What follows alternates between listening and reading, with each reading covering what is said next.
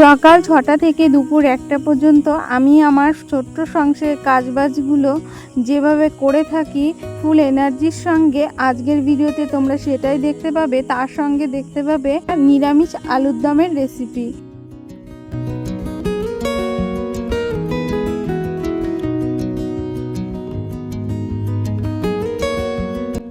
শুভ সকাল আমার প্রাণপ্রিয় বন্ধুরা, তোমরা সবাই কেমন আছো? আশা করছি ঈশ্বরের আশীর্বাদে প্রত্যেকে বেশ ভালো আছো। তোমাদের ভালোবাসা ও আশীর্বাদে আমরাও প্রত্যেকে বেশ ভালো আছি। তোমাদের সবাইকে আমার আরও একটি নতুন ভিডিওতে অনেক অনেক স্বাগত। আশা করছি আজকের ভিডিওটা তোমাদের খুব খুব ভালো লাগবে। আর তোমরা প্রত্যেকে আমার সাথে থেকো। আর প্লিজ যারা ভিডিওটা দেখছো তাদেরকে বলবো লাইক দিয়ে ভিডিওটা কন্টিনিউ করার জন্য। জানো তো, আজ একটু দেরি করে ঘুম থেকে উঠেছি। আজকের বারটা তো শনিবার, আর ছেলের যেহেতু স্কুল নেই আর বরের অফিস আছে, কিন্তু তবুও একটু লেট করে উঠেছি। কালকে রাতে একটু ঘুমোতে দেরি হয়ে গেছিলো, ওই জন্য আজকে ওই 6টার দিকেই ঘুম থেকে উঠেছি। আর 6টার দিকে ঘুম থেকে উঠে প্রথমেই কিন্তু আমি যে কাজটা করে থাকি, ঠাকুর প্রণামটা করেছি, তারপরে চোখে মুখে জল দিয়েছি, তারপরে কিন্তু ফুল তুলতে গেছিলাম। ফুলটাও তুলে নিয়ে ঘরে চলে এসেছি। ফুলটা রেখে দিয়ে বাসি ঘরটাকে আগে প্রথমে ঝাড় দিলাম। এখন কিন্তু বাসি উঠানটাকে সুন্দর করে ঝাড় দিয়ে নিচ্ছি। আর আমার উঠানটা কিন্তু অনেকটাই বড়। তোমরা যারা আমার রেগুলার ভিডিও দেখো তারা নিশ্চয়ই বুঝতে পারবে, আমার দুই সাইডটাই কিন্তু সুন্দর করে ঝাড় দিতে হয়। আর এই উঠানটা তো তোমরা এর আগে দেখেছো কতটা মানে শ্যাওলা পড়েছিল, মানে স্লিপ হয়ে গেছিল, আর প্রচুর পরিমাণে শ্যাওলা পড়েছিল। সেটা কিন্তু একটু একটু করে ঝাড় দিতে দিতে এখন কিন্তু বেশ উঠে গেছে। তারপরে দেখো এই যে পুরো উঠানটাই সুন্দর করে ঝাড় দিয়ে নিলাম। আর এখন আমার ঝাড় দেওয়া হয়ে গেছে। এখন প্রথমেই ঝাঁটাটা কলপাট থেকে ধুয়ে নিয়েছি। তারপরে দেখো এই যে এখন ঘরটা মুছবো, তো তাই ছেলের সাইকেলটা আগে বাইরে বের করে নিচ্ছি। ওর সাইকেলটা বাইরে বের করে রেখে তারপরে কিন্তু এঁটো থালা বাসনগুলো আমি মেজে নিয়েছিলাম। এঁটো বলতে ওই 2-1টা থালা বাসন ছিল, মানে যে হাইটে করে ভাত রান্না করি সেটা ছিল। আর ওই রান্নাঘরের গ্যাস ওভেনটাকেও সুন্দর করে মুছে নিয়েছিলাম কালকে রাতেই। আবার সকালবেলা উঠেও কিন্তু সুন্দর করে গ্যাস ওভেনটাকে মুছে নিয়েছি, যেহেতু আজকের বারটা তো শনিবার। আর শনিবার মানেই তো জানো একটু এক্সট্রা খাটনি থাকে। এই কাজগুলো তো আমরা প্রতিদিনই করি, তবে শনিবারের দিন কিন্তু একটু অন্যভাবেই করতে হয়। গ্যাস ওভেনটাকে একটু অন্যভাবেই মুছতে হয়, যেহেতু সার্ফ দিয়ে ভালো করে মেজে ঘষে তারপরেই কিন্তু নিরামিষ রান্নাবান্না করতে হয়। তবে যাই দেখো, এখন কিন্তু এই যে রান্নাঘরটাকেও সুন্দর করে মুছে নিচ্ছি। আর ওদিকে কিন্তু একটু থালা বাসনগুলো মাজা হয়ে গেছে। এখন রান্নাঘরটাও আমার মোছা হয়ে গেল। আর ওই জন্যই আজকে সকালবেলা ঘুম থেকে উঠে একেবারে ঝটপট প্রত্যেকটা কাজবাজ করে নিয়ে আগে একেবারে ঘরটাকে মুছে নিলাম। এখন ভালো হয়েছে, ঘরটা মোছা হয়ে গেছে। এখন চলে যাব একেবারে স্নান করতে। পরে স্নানটা করে আবারও চলে এলাম তোমাদের সামনে। আর এখন কিন্তু ওই 9:45 মতো বাজে, আর আমার স্নান ধান কমপ্লিট। আর এখন কিন্তু এই যে তুলসী মঞ্চে জল দিয়ে নেব। আর আমি কিন্তু এখানেই তুলসী গাছটা রেখেছি, তুলসী গাছে জল দিয়ে এখন প্রণামটা সেরে চলে গেলাম ঘরে। আর ঘরে পুজোটাও আমি কমপ্লিট করে নিয়েছি। আর কারেন্ট ছিল না, ওই জন্য তোমাদের সঙ্গে পুজোটা শেয়ার করতে পারলাম না। প্রতিদিনই আমি যেই সময় মানে পুজোটা করতে বসছি সেই সময় কিন্তু প্রতিদিনই কারেন্ট চলে যাচ্ছে। তবে যাই হোক, এই যে যেই জামা কাপড়গুলো স্নান করার সময় কেচে ধুয়ে রেখেছিলাম, এখন সেই জামা কাপড়গুলোই কিন্তু রোদ্রে এই যে মেলে দিচ্ছি।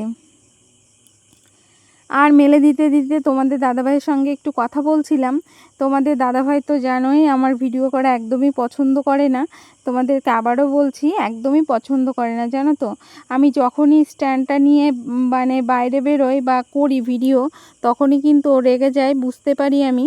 তবুও কি করব বলো, যেহেতু ইউটিউবের ভিডিও করা না একটা নেশা, এই নেশাটা আমার হয়ে গেছে। আর এই নেশাটা আমি কিন্তু কিছুতেই ছাড়তেও পারছি না। ওই জন্য যতই বকাঝকা করুক তারপরেও কিন্তু ভিডিও করছি। আর জানো তো, আমি জানি যারা ইউটিউব করে আমার মতো অনেকেই আছো এরকম বকাঝকা খাও আর ভিডিও করো। তবে যাই হোক, সব কিছু হজম করে চলে এলাম সকালবেলার জলখাবারের ব্যবস্থা করতে।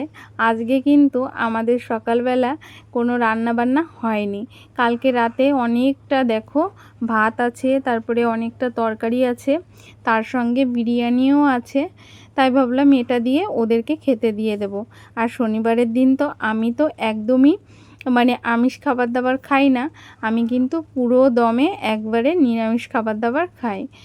আমার নিরামিষ শনিবারের দিন আমি কোনো কিছুই আমিষ খাবার খাই না। আর আমাদের বাড়িতে মাঝে মাঝে ওরা একটু চেঞ্জ করে, ওরা মাঝে মাঝে খেয়ে নেয়, কিন্তু আমি একদমই খাই না। আর আমি কিন্তু শনিবারের আগের দিনের যদি কোনো খাবার থেকে যায়, সেই খাবারটা কিন্তু আমি শনিবারের দিন কোনো মতেই উনুনে গরম করে ওদেরকে দিই না। আলা পচা যাই বলো বাসি, সেটাই কিন্তু ওদেরকে, যদি ওদের মন চায় তাহলে ওই বাসি খাবারটাই ওদেরকে খেতে বলি। আর প্রত্যেকটা মানুষেরই খাবার দাবার নিয়ে অত বাছাবাছি না করাই ভালো। তবে খাবার নষ্ট করা কিন্তু একদমই ভালো না, আমি এটা মনে করি। ওই জন্য আমি খাবার নষ্ট করতেও চাই না। আর ওদেরকে কিন্তু আমি মাঝে মধ্যে বলি, কিন্তু সব সময় বলি না যে আলা পচাটাই খেতে। তবে ওরা যেদিন ভালোবেসে খায় সেদিনই ওদেরকে দিই। কিন্তু আমার ছেলে মেয়ের ওই খাবারগুলো খেলে কিন্তু কোনো অসুবিধা হয় না। ওই জন্য কিন্তু ছেলে মেয়ে দুজনকে কিন্তু মাঝে মধ্যে পান্তা ভাতটা খেতে বলি, যদি বেশি থেকে যায়। ওই যে বললাম, খাবার নষ্ট করতে আমার একদমই ভালো লাগে না। কিন্তু আজকে কিন্তু আমি ওই ঠান্ডা ভাতটা খেতে পারবো না, যেহেতু আজকে শনিবার, ওরাই খাবে। আর ওরা কিন্তু প্রত্যেকে খাওয়া দাওয়া করে নিয়েছে। আর ওদের খাওয়া দাওয়া হয়ে যাওয়ার পরে আমি একেবারে থালা বাসনগুলো ধুয়ে, তারপরে এই যে ফ্রিজে একটা বেদানা ছিল, সেই বেদানাটা কিন্তু ফ্রিজ থেকে বার করে এখন কিন্তু মেয়ের জন্য রস করে নিচ্ছি। আর আমার মেয়ে ফলের জুস খেতে ভীষণই পছন্দ করে, আর আমি কিন্তু ওকে দিনে একটা করে ফলের জুস দেওয়ার চেষ্টা করি। আর এই দেখো, এইটুকু জুস হয়েছে, বেদানার জুস, এটাই কিন্তু আমার মাম্মাম খাবে। আর এই দেখো, এই জুসটা করতে যেয়ে আমার হাতের নখগুলোর কি অবস্থা হয়েছে। আর জানো তো, বেদানা, তারপরে কলার থোড়, কলা, তারপরে মোচা, এগুলো কাটলে আমার নখের অবস্থা এতটা পরিমাণে খারাপ হয়ে যায়, প্রচুর পরিমাণে কালো হয়। আর এই ধরনের সবজিগুলো না আমাদের বাড়িতে প্রত্যেকেই খুব পছন্দ করে, আমারও ভীষণ ভালো লাগে। তবে হাত কালো হোক আর যাই হোক, এই কাজগুলো কিন্তু আমাকেই করতে হয় বাড়িতে।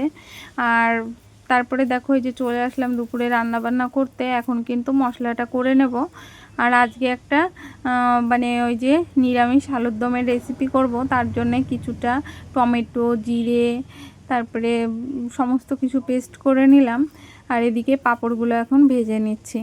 আর এর মধ্যে না আমার ডালটা রান্না করা হয়ে গেছে, ডালটা নামিয়ে নিয়েছি। এখন আমি এই যে পাঁপড়গুলো সুন্দর করে ভেজে, তো 11:30 বেজে গেছে। এর মধ্যে কিন্তু আমার তোতা পাখিকেও স্নান করিয়ে দিয়েছি। আর আমার তোতা পাখি কিন্তু কিছুতেই ঘুমোলো না, জানো তো। ও বাজারে গিয়েছিল, তা বাজার থেকে ফিরে চলে এসেছে। আর আমি কিন্তু ওকে আজকে একটু ওই যে আগেই স্নানটা করিয়ে দিয়েছি, যেহেতু দুপুরে রান্না করতে হবে, তার জন্য একটু ভাবলাম ঘুমায়নি কি, তা কিছুতেই মেয়েটা ঘুমোলো না। আর এর মধ্যে কিন্তু আমি ডালটা করে নিয়েছি। আর ডালটা যখন করেছি তখনও কিন্তু কারেন্ট চলে গেছিলো। আর এই দেখো, তোমাদেরকে বললাম না আজকে একটা নিরামিষ আলুর দমের রেসিপি তোমাদের সঙ্গে শেয়ার করব। কিন্তু আমি আলুর দমের রেসিপিটা বসিয়ে দিয়েছি। প্রথমে আলুটাকে কিন্তু সুন্দর করে ভেজে নিয়ে তুলে রেখেছিলাম। তারপরে তেল দিয়ে, তেলের মধ্যে কিছুটা জিরে, গরম মশলা আর ওটা দিয়ে, আর কিছুটা আমি ওই যে মিক্সিতে পেস্ট করেছিলাম, একটা টমেটো ছিল, তার সঙ্গে কিছুটা দুটো কাজু বাদাম ছিল, কিছুটা তিল, আর হলো চারু মগজ দিয়ে সুন্দর করে পেস্ট করে নিয়েছি। আর প্রথমে তেলটা তেতে গেলে তার মধ্যে গোটা গরম মশলা, জিরে দিয়ে মশলাটাকে সুন্দর করে কষিয়ে নিয়েছি। তারপরে এই যে সিদ্ধ ভাজা আলুটা কিন্তু মশলাটার মধ্যে দিয়ে আবার কিছুক্ষণ কিন্তু আমি ভালো করে কষিয়ে নিলাম। আর এর মধ্যে কিন্তু মশলাটা আমার কষানো হয়ে গেছে। এখন দিয়ে দেব গরম জল। এখন কিছুটা সময় ফুটে গেলেই তৈরি আমার নিরামিষ আলুর দমের রেসিপি। আর এই রেসিপিটা কিন্তু অসাধারণ লাগে খেতে, আমাদের বাড়িতে কিন্তু প্রত্যেকেই খুব পছন্দ করে, আর আমারও ভীষণ ভালো লাগে, তার জন্যই করেছি। এদিকে কিন্তু আমার রান্নাবান্না হয়ে গেছে। এই যে একটু ঝোল ঝোল করেই করেছি আলুর দমের রেসিপিটা। আমার ছেলে আবার একটু ঝোল চাই, তো ওই জন্য হালকা একটু ঝোল হয়েছে। এদিকে দেখো ডাল করেছি, আর করেছি হলো টক শাক। এই পর্যন্ত যে সকল বন্ধুরা আমার ভিডিওর সাথে আছো তোমাদের সবাইকে অসংখ্য অসংখ্য ধন্যবাদ। প্রত্যেকে এইভাবে আমার পাশে থেকো, সাথে থেকো। আর যারা প্রতিনিয়ত আমার ভিডিওতে কমেন্ট করছো, লাইক করছো, তোমাদের সবাইকে অসংখ্য অসংখ্য ধন্যবাদ। আর প্রিয় বন্ধুরা, দুপুরের খাওয়া দাওয়াটারও কমপ্লিট হয়ে গেছে। তারপরে কিন্তু আমার মাম্মাম ঘুমিয়ে পড়েছে, এখন ওই 1টা মতো বাজে। আর সোনামণিকে কিন্তু আমি ঘুম পড়িয়ে দিয়েছি। তারপরে দেখো বাইরে যে জামা কাপড়গুলো ধুয়ে মেলে দিয়েছিলাম তার মধ্যে কিছুটা শুকিয়ে গেছে, সেগুলো এই যে ভাঁজ করে নিয়েছি। এখন আলনাটা সুন্দর করে গুছিয়ে নিলাম। এখন না আজকে একটু সময় পেয়েছি, তাই ভাবলাম আলনাটাকে সুন্দর করে মুছে নেব। আর প্রতিদিন না এই মোছামুছিটা করা হচ্ছে না, এই র্যাকটাকেও পরিষ্কার করতে হবে, কিছুতেই সময় পাচ্ছি না। দেখি আগামী দিন যদি পারি করব। তবে আজকে কিন্তু এই যে শোকেসটাকে, আলনা শোকেসটাকে সুন্দর করে মুছে নিয়েছি। তারপরে এই পাশটাও সুন্দর করে ঝেড়ে ঝুড়ে ছেলের বই খাতাগুলোও কিন্তু সুন্দর করে গুছিয়ে নিয়েছি।